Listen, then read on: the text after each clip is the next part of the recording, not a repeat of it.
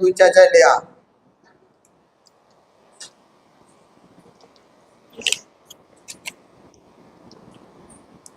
அது பொதுவா வணங்குறது. காரணம் காப்பு செய்யல் என்கிற வகையில விநாயகப் பெருமான வணங்குறது. இங்க பெருமான், பெருமாட்டி, மூத்த பிள்ளையார், இளைய பிள்ளையார் என்று வரிசையா வணக்கம். அதனால இங்க திருப்பி யாரை வணங்குறாரு? விநாயகப் பெருமான். மூத்த பிள்ளையார், மூத்த பிள்ளையார் அப்படின்னா இளைய பிள்ளையார் ஒருத்தருக்கிறான்னு அர்த்தம். மூத்த பிள்ளையார்னு சொன்னா என்ன அர்த்தம்? இளைய பிள்ளையார் இருக்கிற பிள்ளை. பிள்ளைன்னா குழந்தை. ஆறு விகுதி. பெருமானுக்கு பிள்ளை இல்லையா? நம்ம பிள்ளையா இருந்தா பரவாயில்ல. இவர் யாருக்கு பிள்ளை? பெருமானுக்கு பிள்ளை. அதனால பிள்ளை யார்? ஆறு விகுதி முதல்ல வந்ததுனால மூத்த பிள்ளையார், மூத்த பிள்ளையார். துதி பாருங்க. நலம் தர நூல் இருந்தமிழின் செய்யுள் குற்றம் நன்னாமை இடையூறு நலியாமை கருதி இளங்கும் இருகுலை அருகு பொருதி வரி சிதறி இணைவேள்கள் இகழ்ந்த கயற்கண்ணியோடும் இறைவன் கலந்தருள வரும் ஆணை முகத்தான் மும்மை கடம் அருவியன நிலவு கணபதியின் அருளால் அலர்ந்து மதுகர முனிவர் பரவ வளர் கமலமனைய திருவடி இணைகள் நினைதல் செய்வான். இப்போ விநாயகப் பெருமான எதற்கு வணங்கணும் அப்படின்னு சொல்றார்? நலம் தர, நூல் நலம் தர, நூல் நலம் தர. இப்போ ஒரு நூல் செய்கிற போது நூல் இனிதே நிறைவு பெறும் பொருட்டு விநாயகரை வணங்கணும். எழுதும் போதே எழுதுறவங்களுக்கு அந்த வேலை முடியணும், இடைஞ்சல் இல்லாம அந்த வேலை முடியணும். படிக்கிறவங்களுக்கு இடைஞ்சல் இல்லாம இந்த நூலை படிச்சு முடிக்கணும். அப்ப நூல் நலம் தர, நூல் நலம் தர. நூலில் இருக்கக்கூடிய நன்மைகள் யாருக்கு உண்டாகும்படி? நமக்கு. நூலை படிச்சா அதனால ஒரு நன்மை இருக்கணும். ஒரு செயல் செஞ்சா அதுக்கு ஏதோ ஒரு நன்மை இருக்கணுமா இல்லையா? ஒரு நூல் படிச்சா ஒரு நன்மை இருக்கணும். நமக்கு எது நன்மை? நூல் படிக்கிறதுனால எது நன்மை? அறிவு விளக்கம். நூல் படிச்சா அறிவு விளங்கணும். நானும் பல முறை படிச்சுட்டதுங்க, ஒன்றும் விளங்கலை அப்படின்னா ஒழுங்கா படிக்கலான்னு அர்த்தம். புரியுதா இல்லைங்களா? நூல் படிச்சா, ஒரு முறை படிச்சா அறிவு என்ன இருக்கணும்? கொஞ்சமாவது விளங்கி இருக்கணும். மொத்தமா விளங்காட்டி பரவாயில்ல, கொஞ்சமாவது விளங்கி இருக்கணும். எனவே நூல் நலம் தர, நூல் நலம் தர. அப்புறம் இருந்தமிழின் செய்யுள் குற்றம் நன்னாமை, செய்யுள் குற்றம் நன்னாமை. ஏன்னா ஒரு நூல் செய்கிற போது என்ன வரக்கூடாது? குற்றம் வராம நூல் செய்யணும். குற்றம் வராம நூல் செய்யணும். நூல் என்ன குற்றம் வரும்? நிறைய குற்றம் சொல்றாங்க. இலக்கணத்துல குற்றம் வரக்கூடாது, எதுகையில குற்றம் வரக்கூடாது, மோனையில குற்றம் வரக்கூடாது, கூறியது கூறல் குற்றல் மிகைபெற கூறல் குற்றம்னு தமிழ் இலக்கணம் ஏகப்பட்ட குற்றம் சொல்லுது. கூறியது கூறல் அப்படின்னு என்னது? சொன்னதையே திரும்ப திரும்ப சொல்றது, அது குற்றம். அப்புறம் மிகைபட கூறல், ஒரு செயலைய ரொம்ப ஓவரா பில்டப் பண்றது. ஓவரா பில்டப் பண்ண அது என்னது? குற்றம் தான். குன்ற கூறல் குற்றம் அப்படின்னு என்னது? சொல்ல வேண்டியதை கம்மியா சொன்னாலும் குற்றம், நிறைய சொன்னாலும் குற்றம், கம்மியா சொன்னாலும் குற்றம். எப்படி சொல்லணும்? என்ன சொல்லணுமோ அதை அளவா சொல்லணும், வேண்டிய அளவுக்கு சொல்லணும், அதிகமாகவும் குறையாகவும் சொல்லக்கூடாது. இப்படி நிறைய குற்றம் தமிழ் இலக்கணம் சொல்லுது. அது மாதிரி ஒரு நூல் எழுதுகிற போது அது சாத்திர நூலா இருந்தாலும் சரி, அது எப்படி இருக்கணும்? தமிழ் இலக்கணத்துப்படி இருக்கணும். அதெல்லாம் என்ன செய்யணும்? விநாயகப் பெருமான் திருவடியை வணங்க வேண்டியதான். சாமி காப்பாத்துங்க, சாமி காப்பாத்துங்க. நூல் செஞ்சு அவருக்கு செஞ்சிருவாரு. அறிவுல நின்று திருத்தி அந்த நூல் செம்மையா முடிச்சு கொடுத்துருவாரு. அது யாரு செய்வா? விநாயகப் பெருமான் செய்வார். அதனால அவரை வணங்கணும். நலம் தர நூல் இருந்தமிழின் செய்யுள் குற்றம் நன்னாமை, இலக்கண முறைப்படி எந்த இடையூறும் வராம இருக்கிறது போட்டு. அப்புறம் இடையூறு நலியாமை, இடையூறு நலியாமை. இடையூறு நலியாமை என்னது? நூல் செய்கிற போதோ படிக்கிற போதோ எந்த விதமான இடர்பாடுகளும் வாராது, இடர்பாடுகளும் வாராது காக்கும் பொருட்டும் நலியாமை கருதி. அப்போ 3 காரணத்துக்காக விநாயகப் பெருமான வணங்கணும். இந்த நூல்ல 3 சொல்றாரு. என்னது?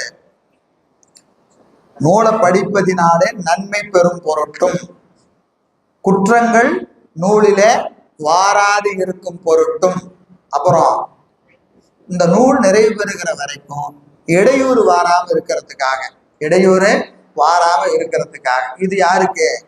அவருக்கு சொல்றாரு. இதெல்லாம் நமக்கு தான். நமக்கு என்னது? நூல் படிச்சா நூலினால் பெறுகிற நன்மையை நாம பெறணும். இல்லைன்னா நூல் படிச்சு பிரயோஜனம் இல்லை. அப்போ நூல் படிச்சா அதன் நன்மையை நாம பெறணும். அப்புறம் என்னது? படிக்கும் போத குற்றம் இல்லாம பொருள் வாங்கிக்கணும். நூல் படிச்சா எப்படி இருக்கணும்? அதுல என்ன இருக்கோ அதை அப்படியே படிக்கணும். படிக்கும் போத சொற்பிழை வரக்கூடாது. அதை விட ரொம்ப முக்கியம் பொருட்பிழை வரக்கூடாது. படிக்கும் போது அந்த பிள்ளையெல்லாம் வராம படிக்கணுமா இல்லையா? நமக்கு படிக்கும் போதே தடுமாற்றமா இருக்கு. காரணம் என்னது? பக்குவ குறைபாடு தான், வேற ஒண்ணும் இல்லை. அப்ப விநாயகப் பெருமானை வணங்கி, சாமி இந்த நூலை அறிவுல நின்று நீங்க தான் சொல்லணும் என்று விநாயகப் பெருமானை வணங்கி படிச்சோம்னா அவர் என்ன செய்வாரு? அறிவுல நின்று நூலை விளக்குவார். எனவே செய்யுள் குற்றம் நன்னாமை. செய்யுள் குற்றம் நன்னாமை எழுதுறவங்களுக்கு செய்யுள்ள குற்றம் இல்லாம வர்றது. நமக்கு செய்யுள்ள குற்றம் இல்லாம படிக்கணும். குற்றம் இல்லாம படிக்கணும். அதுக்கு யாரை வணங்கணும்? விநாயகப் பெருமானை வணங்கணும். செய்யுள் குற்றம் நன்னாமை. அதை விட ரொம்ப முக்கியம் இடையூறு நலியாமை. புத்தகத்தை எடுத்தா முடிக்கிற வரைக்கும் எந்த இடைஞ்சலும் இல்லாம நூலை முடிக்கணுமா இல்லையா? அதுக்கும் விநாயகப் பெருமானை வணங்கணும். எனவே இடையூறு நலியாமை கருதி இளங்கும் இரு குலை அருகு பொருதிவரி சிதறி இடைவேள்கள் இயர்ந்த கயற்கண்ணி. கயற்கண்ணி, கயற்கண்ணி யாரு? அங்கயர் கண்ணி மீனாட்சி. அங்கயர் கண்ணி. அந்த கண்ணி எப்படி இருக்கிறா அப்படின்னு கேட்டீங்கன்னா, அந்த கண்ணுக்கு ரொம்ப நீண்ட கண்ணுங்க. அம்மையுடைய கண் எப்படி இருக்கு? நீண்டு இருக்கு. எது வரைக்கும் போகுதான்? காது வரைக்கும் போகுதான். கண்ணு காது வரைக்கும் போகுது. காது வரைக்கும் போகிறது. இந்த காதுல என்ன இருக்கிறது? குலை. அம்மை காதுல போடுற தோடு. இந்த தோடு அப்படியே தொங்கிட்டு இருக்குது. இது என்னது? கயல் மீன்.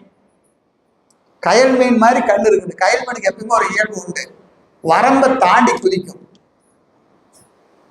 பார்த்துருக்கீங்களா? அந்த ஒரு குளத்திலேயே ஏரியில இருந்தால் அது என்ன செய்யும்? எட்டி வெளியே குதிக்கும். வெளியே குதிக்கும். அதுக்கு கயல் மீனுக்கு அது ஒரு தன்மை உண்டு. இங்கிருந்து அப்படியே பாயும். இங்கிருந்து அப்படியே எட்டி மேலே பாயும். அதற்கு கயல் மீனுக்குரிய இலக்கணம். இந்த கண்ணாகிய கயல் என்ன செய்யுதான்? எட்டி வெளியே குதிச்சு காதுல இருக்கிற குலையை போய் முட்டுதான். போய் எனக்கு முட்டி மோதுது. எதை? இந்த தோடு ஆடுது. ஏன் ஆடுதுன்னா இந்த மீன் வந்து முட்டுதுங்க. எந்த மீன்? கண்ணாகிய கயல் மீன் வந்து காதுல இருக்கிற குலைய வந்து சண்டை போடுதான்.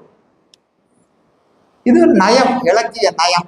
அது அப்படி சொல்றாரு. என்னங்க? இரு குலை அருகு. இரு குலை அருகு பொருதி வரி சிதறி. பொருதி பொருளோடு பொருந்தி அதனோடு சண்டை எடுக்கிறது. எது? இந்த கயல் மீன். கயல் மீன் வந்து எதோடு? குலையோடு சண்டை எடுக்கிறது. அதான் அங்க சொல்றாரு. இளங்கும் இருகுலை அருகு பொருதி வரி சிதறி இணைவேள்கள் நிகழ்ந்த கயற்கண்ணி. இந்த கண்ணு கூர்மையா இருக்கா இல்லையா? அது எப்படி இருக்கா? வேலை பார்த்து சிரிக்குதான். வேலை பார்த்து எது சிரிக்குது? கண்ணு சிரிக்குது. என்னது? என்னை விட நீ எல்லாம் கூர்மையா இல்லை அப்படின்னு இந்த கண்ணு எதை பார்த்து சிரிக்குது? வேலை பார்த்து. இணை வேள்கள் நிகழ்ந்த சிரிக்குதான். வேலை பார்த்து எது சிரிக்குது? கண்ணு சிரிக்குதான். அப்படி கூர்மையா இருக்குதான். யாருடைய கண்ணு? அம்மையனுடைய கண்ணு. இணை வேள்கள் இகழ்ந்த கயற்கண்ணி. கயற்கண்ணி அங்கையற்கண்ணி ஆகிய அம்மை. எனவே அந்த கயற்கண்ணியோடும் இறைவன் கலந்து அம்மையோடு கூடி பெருமானும் பெருமாட்டியும் கூடி என்ன செஞ்சாங்க? கலந்து அருள வரும் ஆணை முகத்தான். ஆணை முகத்தான் எப்படி வந்தான்? பெருமானும் பெருமாட்டியும் கூடி நமக்காக, நமக்கு துன்பம் நீங்குவதற்காக, இடையூறு நீங்குவதற்காக எடுத்த செயல் முடிவடையும் பொருட்டு பெருமானும் பெருமாட்டியும் கூடி ஆணை முகத்தான கொடுத்திருக்கிறாங்க. வரும் ஆணை முகத்தான் யாரு? பெருமானும் பெருமாட்டியும் கூடி வருகிற ஆணை முகத்தான். அந்த ஆணை முகத்தான் எப்படி இருக்கான்? மும்மை கடம் அருவியன நிலவு கணபதி. மூன்று மதம். மதனீஸ்வரிகிற ஆணை முதப்பாட்டிலே சொன்னமா இல்லைங்களா? மும்மதம். நீங்க சித்தியார்ல ஒரு ஓட்டன் இருசெவியன் மும்மதத்தன்னு சொல்லுவார். மும்மதத்தன். அது மாதிரி மும்மை கடம் எப்படி வருது? அருவி மாதிரி வருதான். இந்த மத நீர் எப்படி சொரியுது? அருவி மாதிரி சொரிந்து கொண்டிருக்கிறது. அருவி என நிலவு கணபதியின் அருளால், கணபதியின் அருளால் என்னதுங்க? அலர்ந்து மதுகர முனிவர் பரவ, அதாவது வண்டுகள் மொய்க்கின்ற மலரை கொண்டு முனிவர்கள் எல்லாம் பரவுகின்ற யாரு? விநாயகப் பெருமான். விநாயகப் பெருமானை யாரெல்லாம் வணங்குறாங்க? முனிவர்லாம் வணங்குறாங்க. எதை கொண்டு? மலர்களை கொண்டு வணங்கி கொண்டு இருக்கிறார்கள். எனவே மதுகர முனிவர் பரவ கமலமனைய திருவடி, இந்த திருவடி எப்படி இருக்கிறதுங்க? தாமரை போன்ற திருவடி, கமலமனைய திருவடியினை நினைதல் செய்வான். அவன் திருவடியை நினைந்து போற்றுவான், நினைந்து போற்றுவான் என்று விநாயகப் பெருமான துதிக்கிறார். சரி, அடுத்த பாட்டு முருகப்பெருமான் துதி. வளநிலவு குல அமரர் அதிபதியாய் நீல மயிலேறி வரும் ஈசன் அருள்ஞான மதலை அளவில் பலகலை அங்கம் ஆரணங்கள் உணர்ந்த அகத்தியனுக்கு ஓத்துரைக்கு மன்னல் விரல் எண்ணா குலம் மருகு சூரன் உரம் எமது இடும்பை ஓங்கள் ஒன்றிரண்டு கூறுபட ஒளிதுகள் வேள் உகந்த களபமளி குரமகள்தன் மணிமுடைகள் கடந்த கந்தன் மலரடி இணைகள் சிந்தை செய்வான். வள நிலவு குல அமரர் அதிபதியாய், வளம் நிலவி நிற்கின்ற குலமாகிய அமரர்களுக்கு அதிபதியாய், தேவ சேனாபதி. முருகப்பெருமான் யாரு? தேவ சேனாபதி, தேவர்களுடைய தலைவர். தேவர்கள்லாம் யாரு? நல்ல செல்வத்தோட இருக்கிறவங்க, நல்ல செல்வத்தோட இருக்கிற கற்பக மரம், காமதேனு எல்லாம் அங்க இருக்கு. செல்வத்துக்கு குறையில்லை. யார்கிட்ட? தேவர்கள்ட்ட. அதனால சொல்றார் வளம் நிலவி நிற்கின்ற அமரர் குலம். பாட்டு பாருங்க, அப்படியே கொஞ்சம் சொல்லு பாருங்க. வளம் நிலவு, நிலவுகின்ற வளம், நிலவுகின்ற வளம், நல்ல செல்வம் நிறைய இருக்கக்கூடிய அமரர் குலம். குல அமரர் இருக்கா இல்லையா? அமரர் குலம், அமரர் குலம். அவர்களுக்கு யாரா இருக்கிறாரு? அதிபதியாய், அவர்களுக்கு தலைவனாய். நீல மயிலேறி வரும் ஈசன் அருள் ஞான மதலை, நீல மயில் மேல வரக்கூடிய ஈசன் அது குழந்தை.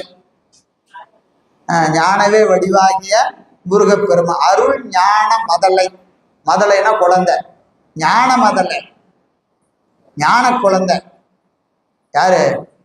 முருகப்பெருமான். எது மேல வராரு?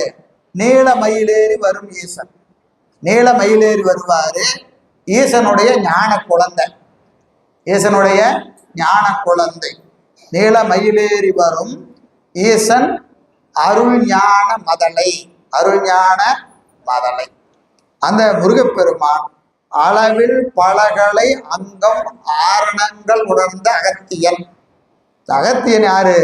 அளவிலாத கலைகளை கற்றவன். அளவிலாத கலைகளை கற்றவன் யாரு? அகத்தியர், அகத்திய பெருமான். அளவில் பலகலை அங்கம், வேதாங்கம், வேதத்தில் இருக்கக்கூடிய அங்கங்களை எல்லாம், வேதத்தை கற்றவர், ஆரங்கத்தை கற்றவர், பல நூல்களை கற்றவர். பல நூல்களை கற்றவர் யாரு? அகத்திய பெருமான், அகத்திய முனிவர்.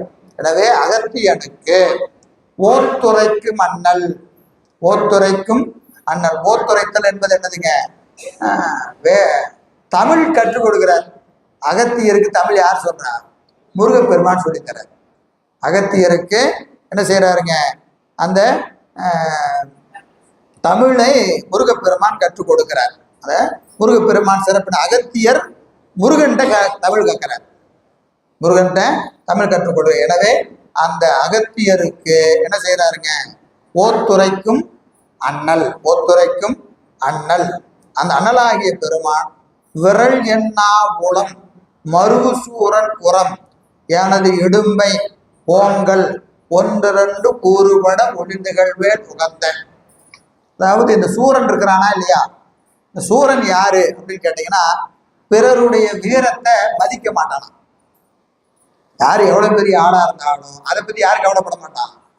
சூரன் கவலைப்பட மாட்டான், சூரன் கவலைப்பட மாட்டான். அதாவது விரல் எண்ணா மருவு சூரன் உரம், உரம்னா நெஞ்சு. அந்த நெஞ்சு யாருடைய நெஞ்சு? சூரபதுமனுடைய நெஞ்சு. அந்த நெஞ்சு எப்படிப்பட்டது? விரல் எண்ணா உரம். விரல்னா அது வீரம். வீரத்தை பத்தி நினைக்கவே மாட்டான். ஏத்த மாதிரி ஒரு ஒருத்த வந்து நிக்கிறான், நாமளாம் என்ன செய்வோம்? அவன் யாரு, அவனுக்கு பின்னாடி யாரெல்லாம் வருவாங்க, இந்த சண்டைக்கு போகலாமா வேண்டாமா, இப்படியெல்லாம் யோசிச்சு தான் என்ன செய்வான், சண்டைக்கு போவோமா இல்லையா? இந்த சூரனுக்கு அதை பத்திலாம் கவலை இல்லை. எதுமா நிற்கிறாள் யாரா இருந்தாலும் கவலை இல்லை. ஏன்னா இவனுக்கு என்னது, எனக்கு மேல யாருமே இல்லை என்கிற ஒரு எண்ணம் யாருக்கு உண்டு? சூரனை கொண்டு அவ்வளவு வீரமுடையவன், உண்மையாலுமே அவ்வளவு வீரம் உண்டு. அதனாலதான் விரல் எண்ணா உளம். விரல் எண்ணா உளம், பிறருடைய வீரத்தை பற்றி கவலைப்படாத நெஞ்சு, கவலைப்படாத நெஞ்சு. மருவு சூரன் உரம். அப்படிப்பட்ட அந்த ஆற்றலுடைய சூரபதுமனது நெஞ்சு. உரம்னா என்னது? நெஞ்சு. அந்த நெஞ்சையும் எனது இடும்பை, எனது துன்பத்தையும், ரெண்டு விஷயம் சொல்றார். யாரு? உமாபதி சிவனார் ரெண்டு விஷயம் சொல்றார். இந்த முருகப்பெருமான் கையில் இருக்கிற வேல் இருக்கு பாருங்க, அது என்ன வேல்? ஞான வேல். ஞான வேல் என்ன செஞ்சது தெரியுமா? ரெண்டு பொருளை ரெண்டாக்கிச்சு. எது? சூரனுடைய நெஞ்சையும் என்னுடைய துன்பத்தையும். ஞான வேல் என்ன செஞ்சது? சூரனது நெஞ்ச என்ன செஞ்சிருச்சு? ரெண்டா கிழிச்சிருச்சு. ரெண்டா கிழிச்சிருச்சு. அதே மாதிரி என் நெஞ்சில் இருக்கிற துன்பத்தையும் ரெண்டா கிழிச்சிருச்சு.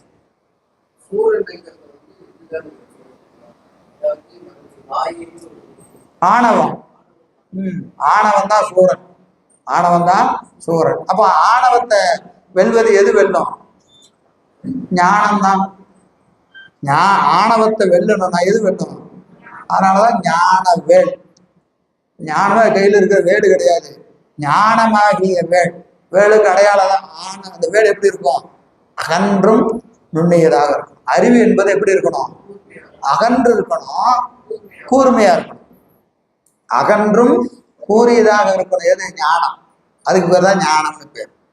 அதனால அதுல அடையாளம் ஒவ்வொன்று அடையாளமா நமக்கு சொல்றாங்க. எனவே விரல் எண்ணா உளம் மருவு சூரன் உரம் எவனது இடும்பை, என்னுடைய துன்பம். ஓங்கள் ஒன்று ரெண்டு கூறுபட. ஓங்கல்னா மலை, கிரௌஞ்ச மலை. கிரௌஞ்ச மலை, அந்த மலை இருந்தா இல்லையா? கிரௌஞ்ச மலை அது மாயை. கிரௌஞ்ச மலை வந்து மாயை. அப்போ ஆணவம், ஆணவத்துக்கு அடையாளம் யாரு? சூரன். என்னுடைய துன்பம் எது? கண்மம். துன்பம் என்பது என்னது? கண்மம் தானே. கண்மம் தானே. இன்ப துன்பம் எல்லாமே என்னது? கண்மம் தான். அடுத்து மாயின் அடையாளமாகிய கிரௌஞ்ச மலை. இந்த மூணையும் அவன் வேலை விட்டான். என்னாச்சு? ஆணவம் இல்லையா போச்சு, கண்மம் இல்லையாம போச்சு, மாயையும் இல்லாம போச்சு. எனவே மூணையும் ஒரே முறை வீசி எறிஞ்சான். ஞானமாகிய வேளாளை, ஞானமாகிய வேளாளை. அதாங்க சொல்ற, எனது இடும்பை ஓங்கள் ஒன்று ரெண்டு கூறுபட ஒளி திகழ்வேல் உகந்த.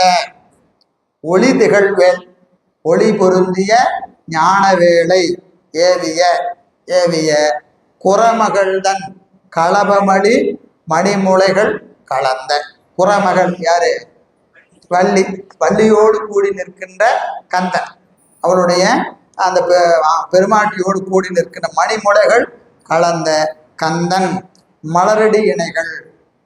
அவனது திருவடிகளை என்ன செய்வான்? சிந்தை செய்வான். சிந்தை செய்வான். அப்ப மூத பிள்ளையார வணங்கினார், இளைய பிள்ளையார வணங்குகிறார். அடுத்தது 5வது பாட்டு. இதெல்லாம் கொஞ்சம் வேகமா நான் போறேன். ஏன்னு கேட்டீங்கன்னா இதெல்லாம் நம்ம இன்னும் இதுல எல்லாம் துதி தானே. இதுல ரொம்ப விரிச்சோம்னா பின்னாடி வர பாடெல்லாம் ரொம்ப விரிவா இருக்கு. சித்தியார் இதுல சிவபிரகாசத்துலயும் சித்தியார் நடத்தின செய்தி பூரா எதுல இருக்கு? சிவபிரகாசத்துல இருக்கு. அதுலயும் பூராம இருக்கு. பாட்டு தான் கம்மி, கருத்தெல்லாம் அதுல இருக்கிற எல்லா கருத்தும் இதுல இருக்கிறது. அதனால பாயிரம் கொஞ்சம் அப்படியே வேகமா போயிடலாம். சரி. சந்தான குறவர் துதி, குருமரபு வாழ்த்து. குருமரபு வாழ்த்து வரிசையா பட்டியல் சொல்றாரு பாருங்க.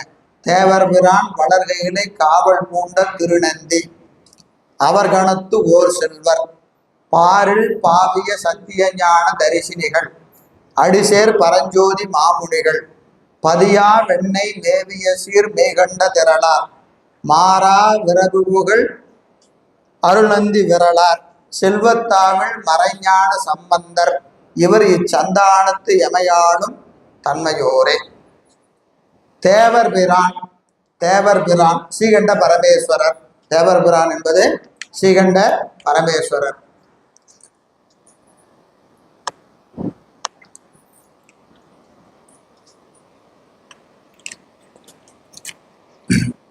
வளர் கையிலை காவல் பூண்ட திருநந்தி. ஸ்ரீகண்ட பரமேஸ்வரர் இருக்கக்கூடிய கைலாய மலையை காவல் காக்கின்ற நந்தியம் பெருமான். நந்தியம் பெருமான் அவரது செல்வர், அவர் கணத்து ஓர் செல்வர். அப்போ நந்திய பெருமான் 4 பேருக்கு உபதேசம் செய்கிறார். சனகர், சனாதனர், சனத்குமாரர், சத்திய ஞான தரிசினிகள். 4 பேர். சனகர், சனாதனர், சனத்குமாரர், சத்திய ஞான தரிசினிகள். இந்த 4 பேர். அதுல சனத்குமாரர், சனத்குமாரர் கணத்து ஓர் செல்வர். இது யாரு? சனத்குமாரர். சனத்குமாரர் யாரு? முதல்ல ஸ்ரீகண்ட பரமேஸ்வரர் நந்தியம் பெருமானுக்கு உபதேசம் பண்ணார். நந்தியம் பெருமானுக்கு உபதேசம் பண்ணார். நந்தியம் பெருமான் 4 பேருக்கு உபதேசம் பண்ணார். சனகர், சனாதனர், சனத்குமாரர், சத்திய ஞான தரிசிரிகள். இந்த 4 பேர்த்துல சனத்குமாரர், சனத்குமாரராகி அவர் என்ன செஞ்சாரு? கீழே யாருக்கு உபதேசம் பண்றாரு? சத்திய ஞான தரிசினிகள். சத்திய ஞான தரிசினிக்கு உபதேசம் பண்றார். சனத்குமாரர் அவருடைய மாணவர் யாரு? சத்திய ஞான தரிசினிகள். சத்திய ஞான தரிசினிகள். புரியுதா? எழுதி போடணுமா?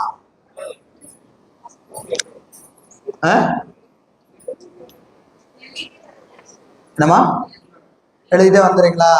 முதல்ல ஸ்ரீகண்ட பரமேஸ்வரர், அவருடைய மாணவர் நந்தியம் பெருமான், அவருடைய மாணவர் 4 பேர். சனகர், சனத்குமாரர், சத்தியஞான சத்தியநாத தரிசினிகள். அடுத்தது சனாதனர். சனாதன் 4 பேர்.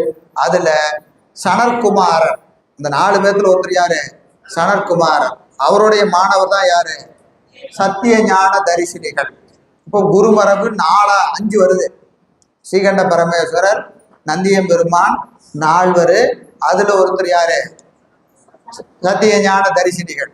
சத்திய ஞான தரிசினுடைய மாணவர் பரஞ்சோதியார். அவருடைய மாணவர் பரஞ்சோதி. இப்போ எத்தனை பேர் இருக்கிறாங்க? 5 பேர் இருக்கிறாங்க. மேல கைலாய மலையில 5 பேர் இருக்கிறாங்க. அதுல பெருமான் என்பது விட்டுருங்க, பெருமானை விட்டுருங்க, அவரை விட்டுட்டீங்கன்னா குருநாதனா எத்தனை பேர் வராங்க? 4 பேர். 4 பேர். நந்தியம் பெருமான், சனற்குமாரர், சத்திய ஞான தரிசினிகள், பரஞ்சோதி முனிவர். பரஞ்சோதி முனிவர் 4 பேர். சனத்குமாரோட கூட 4 பேர் இருக்காங்க, 3 பேர் இருக்கிறாங்க. அது தனி மரபு. ஆனா நமக்கு நேரா வந்த யாரு?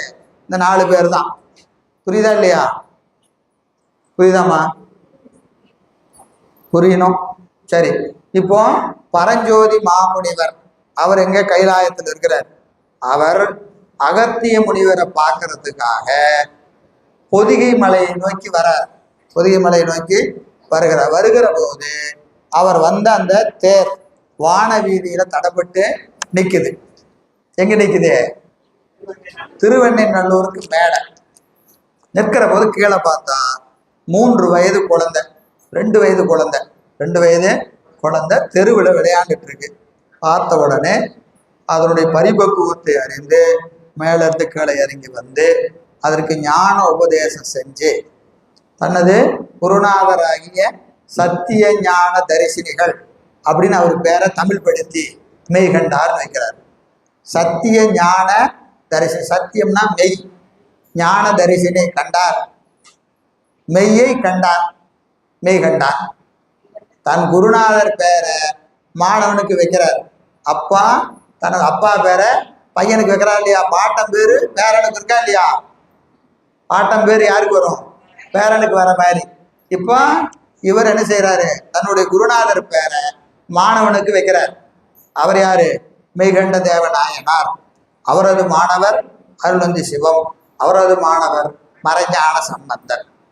அவரது மாணவர் உமாபதி சிவனார். இந்த உமாபதி சிவனார் தான் மேல இருக்கிற 7 பேர்த்த வணங்குறார். யாரோட சேர்த்து? பெருமானோட சேர்த்துனா 8 பேர். பெருமானோட சேர்த்துனா 8 பேர். பெருமான சேர்த்தனா 7 பேர். புரியுதா இல்லைங்களா? தேவர் பிரான் அப்படின்னா பெருமான். சரிங்களா? தேவர் பிரான் வளர்கையிலே காவல் பூண்ட திருநந்தி அவர் கணத்து ஓர் செல்வர் பாரில் பாவிய சத்திய ஞான தரிசினிகள் பரஞ்சோதி மாமுனிவர்.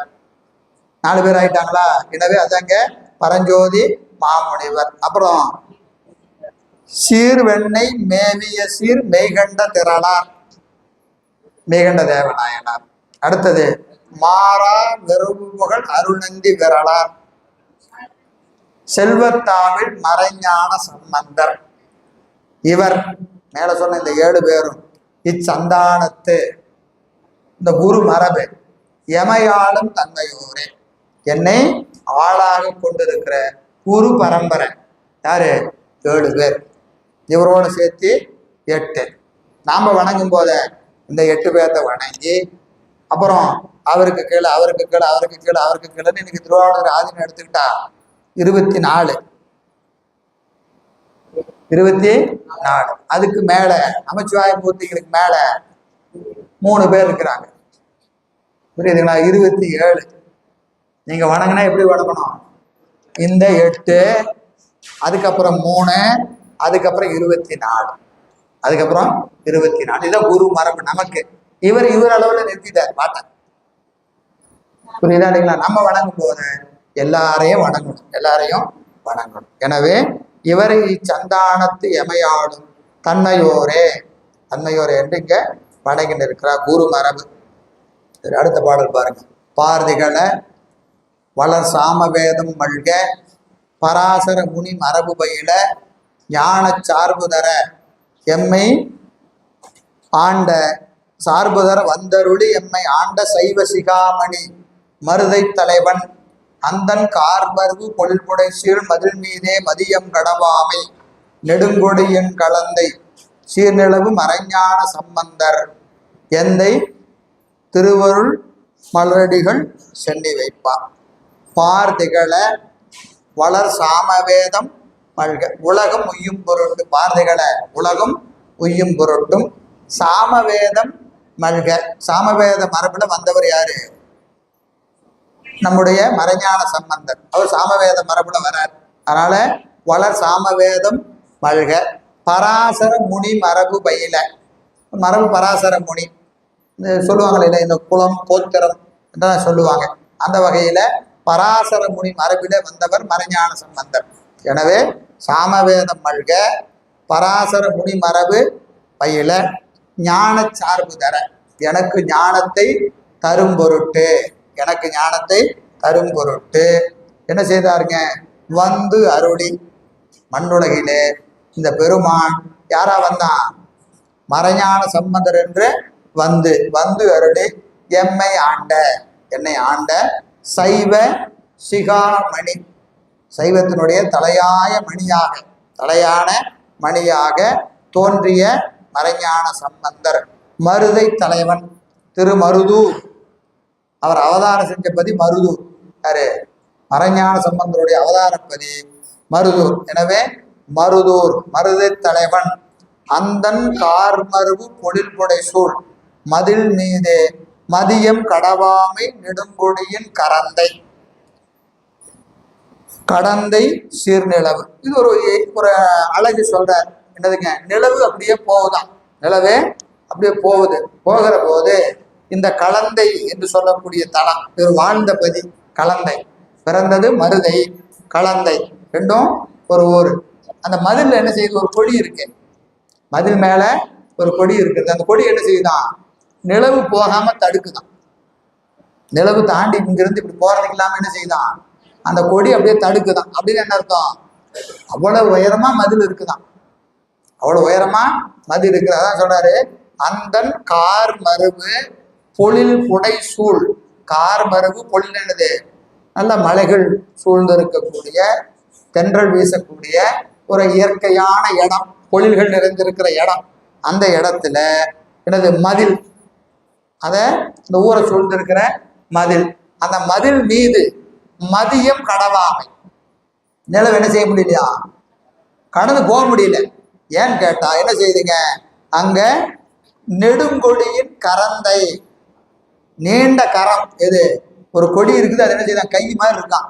எதை பிடிச்சிக்கிச்சு, நிலவு தாண்டி போகாம பிடிச்சிக்கிச்சான், தாண்டி போகாம பிடிச்சிக்கிச்சான். கரந்தை கலந்தை சீர்நிலவு, சீர்நிலவு மறைஞான சம்பந்தன் எந்தை திருவளரும் மலரடிகள் சென்னி வைப்பு. அப்படிப்பட்ட சிறப்பு பொருந்திய கலந்தையாகிய திருத்தலத்திலே திரு அவதாரம் செய்து என்னை ஆட்கொண்ட எம் குருநாதன் மறைஞான சம்பந்தருடைய திருவடிகளை எங்க வைப்போம், சென்னியில் வைப்பான். குருநாதன் திருவடியை சென்னியில் வைப்பாம் என்று குருநாதரை வணங்குறார். அந்த அளவுல இன்றைய சிந்தனையை நிறைவு செய்து கொள்வோம். ஏன்னா அடுத்த பாட்டு ரொம்ப விரிவான பாட்டு. 7வது பாட்டு நுதலிய பொருள், நுதலிய பொருள். இதுதான் இந்த நூல்ல சொல்ல வர கருத்து என்ன அப்படிங்கிறத சொல்ற பாட்டு. சரிங்களா, நுதலிய பொருள் 7வது பாட்டு. ரொம்ப நுட்பமான பாடல். இதை நாம் அடுத்த வகுப்புல சிந்திப்போம் என்று சொல்லி இந்த அளவுல நிறைவு செய்கின்றோம். திருச்சிற்றம்பலம்.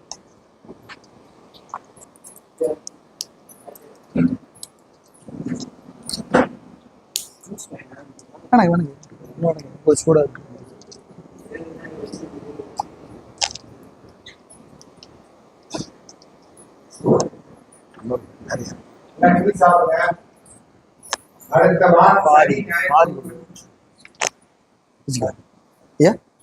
பாதி சனி ஞாயிறு வகுப்பு கடிதம் போடுமா இல்ல இதே போதும்.